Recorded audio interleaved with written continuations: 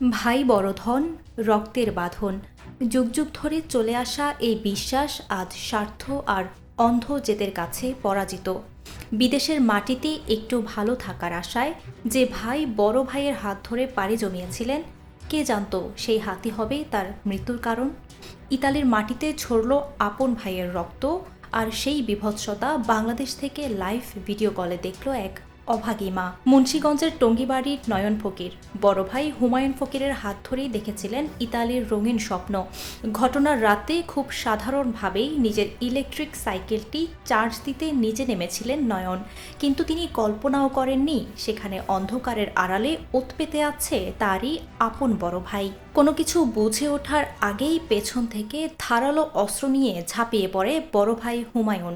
নিস্তেজ হয়ে রাস্তায় লুটিয়ে পড়ে ছোট ভাই। আর সেই মরণ যন্ত্রণার দৃশ্য ভিডিও কলে মাকে দেখালো পাষণ্ড বড় ভাই। কিন্তু কেন এই নৃশংসতা? কেন বড় ভাই হয়ে উঠলেন খুনি? এর পেছনে রয়েছে এক পরকীয়ার কালো অধ্যায়। ইতালিতে থাকা অবস্থায় হুমায়ুন দেশে এক চাচাতো বোনের সাথে অনৈতিক সম্পর্কে জড়িয়ে পড়েন এবং প্রথম স্ত্রীকে গোপন রেখে তাকে বিয়ে করেন।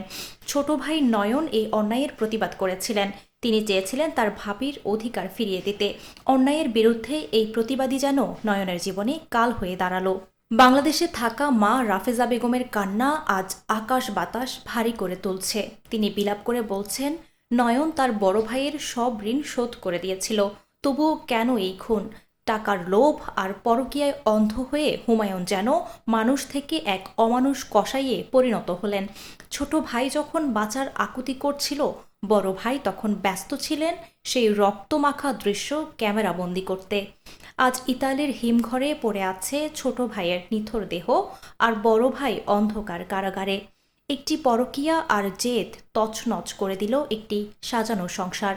বিদেশের মাটিতে সাফল্যের স্বপ্ন দেখা এক পরিবারের বুক আজ চিরতরে খালি। একটি জীবনের বিনিময়ে কি মেটানো যায় পরকীয়া তৃষ্ণা? আমাদের বিবেক কি তবে এভাবেই বারবার পরাজিত হবে? মিমি মজুমদার, নিরপেক্ষ। নিরপেক্ষ, সত্য প্রকাশে আপোষহীন।